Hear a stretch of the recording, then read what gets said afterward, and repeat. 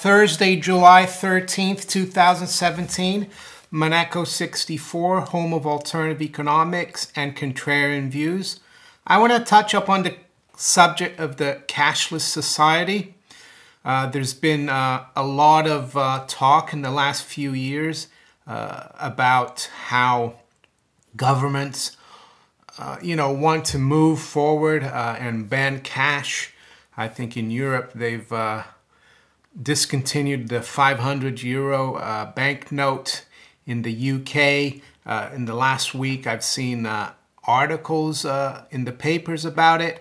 There's a government report called the Taylor Report about how about 6 billion pounds of business is done through only cash in the UK. And this Taylor guy from report for the government said it costs the economy 6 billion pounds. And that's ridiculous because it doesn't cost the economy 6 billion pounds. It costs the government 6 billion pounds. Maybe, a percentage of that, of the taxes that they don't extort from people. But yeah, there's also been a lot of talk that, and analysis that the reason they want a cashless society is to make sure the banks never fail. So, that people will never be able to really take their money out of the banking system. They might be able to change it from bank to bank, or they might be, and they might be able to spend their cash with their debit cards or whatever, to buy things, but the money actually never leaves the banking system. And with the banks still being, as we know, since 2008, they haven't really done much to solve the problems. They haven't divided, or split the banks into like investment banks and commercial banks.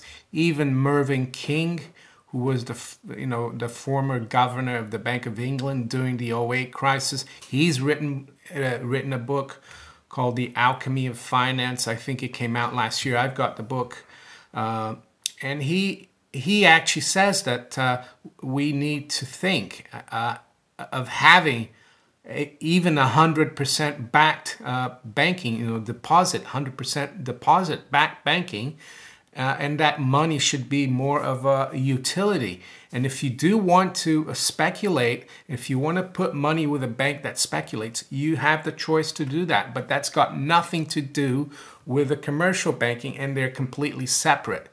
I think that's a good idea, but, he's not the governor anymore, and he's able to write these things and have these ideas, but I don't see anyone in the political class in the UK, nor in the US. I don't even see Trump talking about this. There's been some talk about reinstating Glass-Steagall, but just talk. And right now, anyway, the Trump administration is under constant bombardment and attack by the deep state. And all we hear about is this distraction about how Russia interfered in the US election, which is sad. Sometimes you wonder if Trump is just an actor and they're doing this to bring down the system. And that's what I want to talk about, bringing down the system and crisis. Because those crises, as Rahm Emanuel said a few years ago, it gives people an opportunity, or leaders or politicians, very deep crisis gives, the establishment the opportunity to do things that they would never be able to do. And I think the cashless society, this project is a very, very long-term project. And you might think, what are you talking about? Well, I think it started over 100 years ago here in Europe, in the UK, also in the major European countries, England, Germany, France, and Italy. And it started with World War I. Here in the UK, at least, in 1914, World War I started, and the government here had to suspend specie payment. And what does that mean? Well, specie is like what banknotes are backed by, gold coins, silver coins. And that was an excuse, World War One, an existential war, a big world war. So the government had to stop specie payments. So that meant that people got used to using banknotes, and gold and silver didn't circulate anymore. Well, silver coins did, but even after World War One, half the silver was taken off the sterling coins. They became, technically they weren't sterling anymore, because sterling is 92.5% silver. But after 1919, it was 50% silver. And after 1946, after World War II, they completely took all the silver out of the coins, the UK silver coins. So they're not silver coins anymore, but they still call it sterling. You might say, oh, that happened during the Napoleonic Wars. There was suspension of the gold standard during the Napoleonic Wars in the early 1800s, but that was rescinded, I think, in about 1819, 1820. I'm not exactly sure the date. And it stayed until 1914 for 100 years. Gold and silver circulated. But, these things take time and take big crises to, implement, because you're going against human freedom, individual freedom. Because if you're able to hold the efforts of your, the representation of your efforts and your wealth in your hands, in gold and silver coins, you can put it anywhere. You're not held ransom to someone else, a banker holding it for you and being able to not allow you to have access to it. And that's what it's all about, freedom. What about in the US? Well, World War One, there wasn't any suspension of the gold standard, or, coins still circulated. It was only after big crisis, the Great Depression and 1933, when US banks were failing. There was a run on the banks, and FDR was inaugurated, and he announced right away that he was closing the banks, a bank holiday, and he was making gold, having monetary gold a crime, punishable by a $10,000 fine, and also punishable by prison. You could go to prison for having gold. And he used emergency legislation from World War One to put this through. So you see, they had a crisis in World War One. They put the legislation there, and they kept it there. Even though World War One is finished, they left it there, and they used it later during the Great Depression. And the Gold Confiscation Act was part of that. And you had to hand in all your monetary gold to the Federal Reserve, the regional Federal Reserve banks. And then they took all that gold and, gold coins, and they put it in Fort Knox. I think they smelted it into bars. And that's why Fort Knox was built, to, to guard the gold that the U.S. government and the Federal Reserve stole from the U.S. public. But the reason for that was being patriotic and saving the banks and saving the system. That was, the crisis, 1933 banking crisis, which was a result of the 29 stock market crash. But the insiders, actually, they were warned before. And I think Treasury Secretary at the time was McAdoo, or I think it was. And he was a avid gold coin collector. So for coin collectors, there was an exemption. So a lot of the rich elite, they kept a lot of their gold coins because they knew which ones to buy. And I think they probably given a nod before that happened. And I'm sure a lot of them were given a nod before the Gold Confiscation Act and moved their money abroad, probably like to Switzerland. So the establishment always protect themselves from these draconian and freedom destroying legislation that comes about as a result of crisis. And I think, '08 was a warm-up crisis, and we're going to have another big crisis, and that's going to be probably the final excuse to go to a totally cashless society. The technology is also making it easier now to go cashless, debit cards, and you can even pay, I think it's called World Pay. You can pay with your mobile phone, it's into your card. You can use cryptocurrencies, Bitcoin, the technology is there. They can use blockchain to, make it easier. But you see, the problem is still that there's a lot of elderly people who are not used to the digital technology. So that's going to be a problem. So maybe that's why '08 was too early. And never waste a crisis.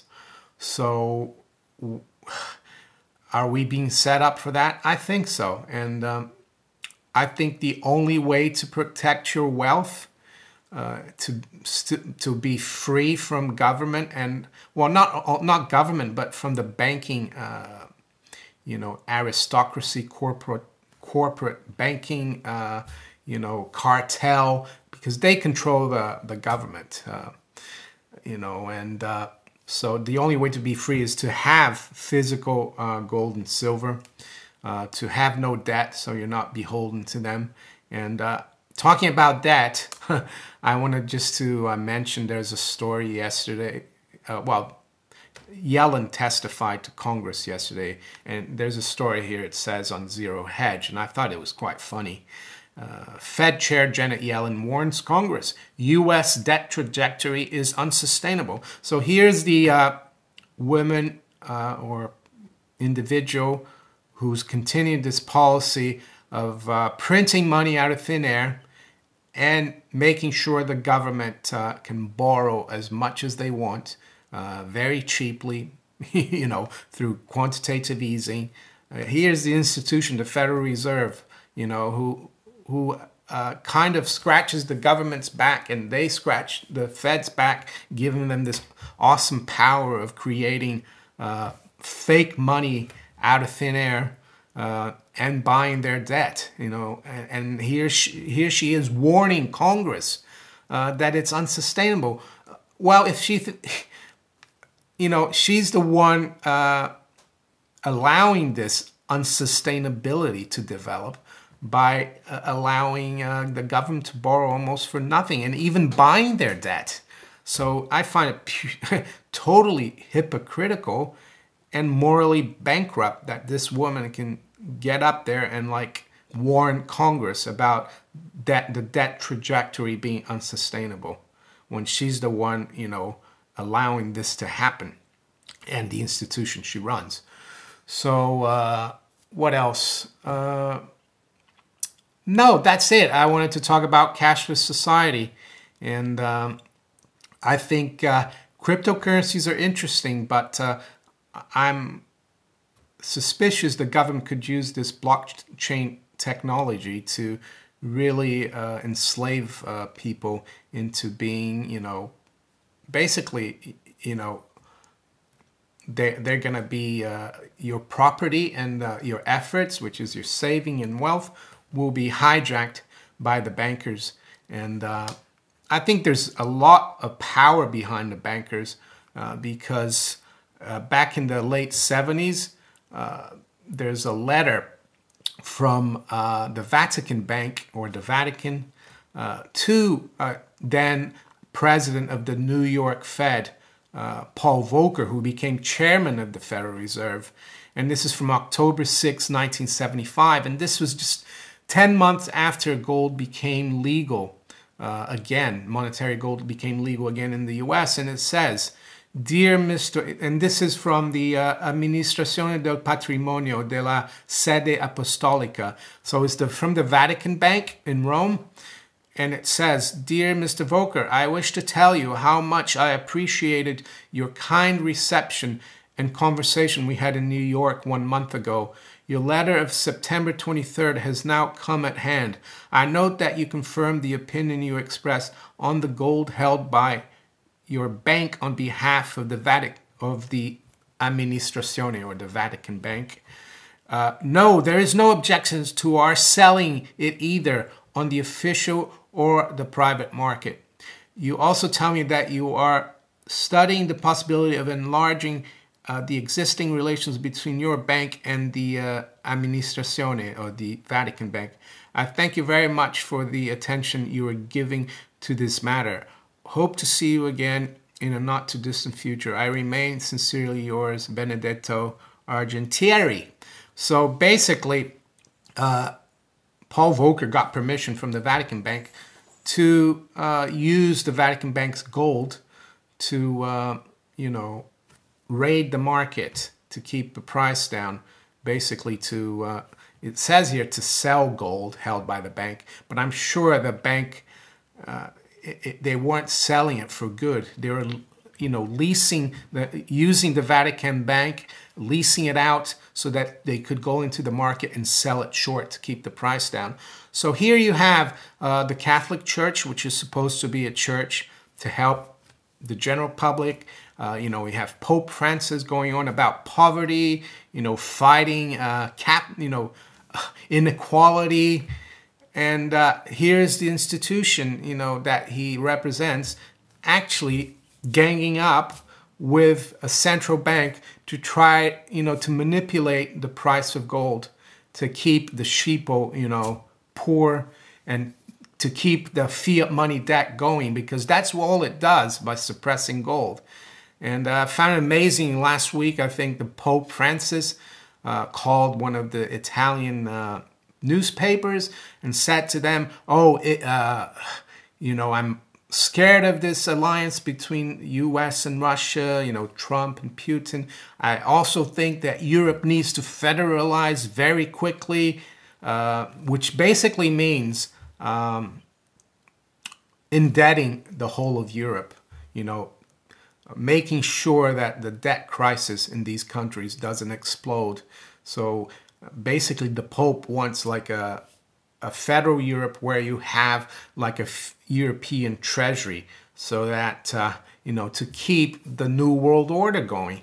So, a lot of people think, oh, the Pope is a really nice person and everything, the Catholic Church. But don't forget, the present Pope is also a Jesuit, which is the oldest, Jesuits are the oldest intelligence services, and they have connections with all the national intelligence services. And how do they used to spy in the Jesuits, they in the Middle Ages, 1500s, 1600s, they spied, and they still spy through the confession. People tell them, the priests are told everything. And they say, you tell me that, you'll be forgiven. But basically, it's, they're spying on the people. So that's it. A bit of a different subject. So mainly, cashless society, that's their objective.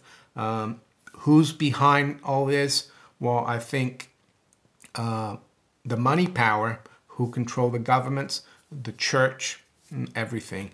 So if you enjoyed this video, please give me a thumbs up, share it far and wide, subscribe to my channel if you haven't yet, and also follow me on steemit.com, STEEMIT.com. All my videos are uploaded there as well. I'll talk to you later. Bye.